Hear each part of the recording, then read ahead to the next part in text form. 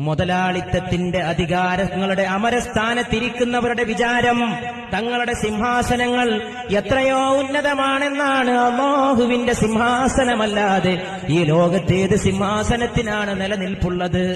ഈ പാഠം നിങ്ങൾ പഠിച്ചോ? പാവം മനുഷ്യരെ മാനം കെടുത്തുന്നവരാരോ അവരൊക്കെ മാനം കെടേണ്ടവരാണ്. ഇന്നല്ലെങ്കിൽ നാളെ അപമാനത്തിലേക്ക്, അവർ അധപ്പതനത്തിലേക്ക് കൂപ്പുകുത്തേണ്ടവരാണ്. മാനം മര്യാദക്ക് ജീവിക്കുന്ന രാജ്യങ്ങളെ ചെന്ന് തകർക്കുകയും ആ രാജ്യങ്ങളുടെ ഭരണാധികാരിയെ മാനം കെടുത്തുകയും അവിടുത്തെ പാവപ്പെട്ടവന്റെ നെഞ്ചത്ത് കയറി അവന്റെ മുഖത്ത് തുപ്പുകയും ചെയ്യുന്ന ഏകാധിപതി ഇന്നല്ലെങ്കിൽ നാളെ പാഠം പഠിക്കേണ്ടതാണ്.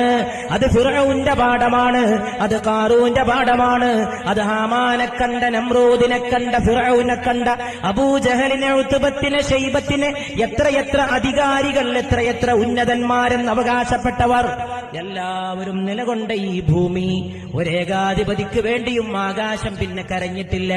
പക്ഷേ പഠിക്കേണ്ട പാഠം എല്ലാവർക്കും പഠിക്കാനൊരവസരമാണ്.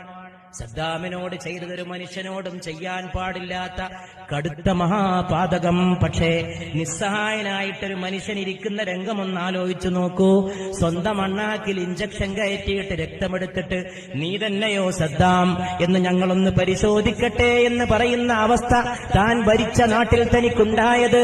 എത്ര പെട്ടെന്നാണ് രാവ് പകലാകുന്നത്, എത്ര പെട്ടെന്നാണ് പകല് രാവാകുന്നത്. അല്ലാഹുവിന്റെ ആധിപത്യമാണ്. അങ്ങനെ ഈ ലോകത്ത് മർദ്ദിതരും പാവപ്പെട്ടവരും കഷ്ടപ്പെടുമ്പോൾ മർദ്ദിതർക്ക് നീതി കൊടുക്കുന്ന ഒരു തമ്പുരാൻ. ഇന്നല്ലെങ്കിൽ നാളെ ഒരു നീതി ഈ ലോകത്ത് നിർവഹിക്കപ്പെടും.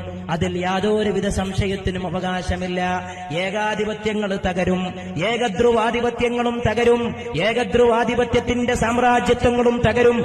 ഒരു സാമ്രാജ്യത്വത്തിനും ഈ ലോകത്ത് നിലനിൽപ്പില്ല. ഏറ്റവും വലിയ ആഭ്യന്തര സംഘർഷത്തിലേക്ക് പോവുക ഈ അധിനിവേശം നടത്തിയ ആളുകളാണ്. അവരുടെ സംഘർഷത്തിന്റെ ദിനങ്ങളാണ്. എന്തുകൊണ്ടെന്നാൽ അവർ മാനം മര്യാദക്ക് ജീവിക്കുന്നവന്റെ നെഞ്ചത്ത് ചവിട്ടിയവരാണ്. മനുഷ്യനെ അപമാനിച്ചവരൊന്നും ഈ ലോകത്ത് വിജയം കണ്ടിട്ടില്ല. എന്തുകൊണ്ടെന്നാൽ മനുഷ്യനെ അല്ലാഹു ബഹുമാനിച്ചതാണ്. ലഖദ് കറംനാ ബനീ ആദം, മനുഷ്യ സന്തതികളെ നാം ബഹുമാനിച്ചിരിക്കുന്നു.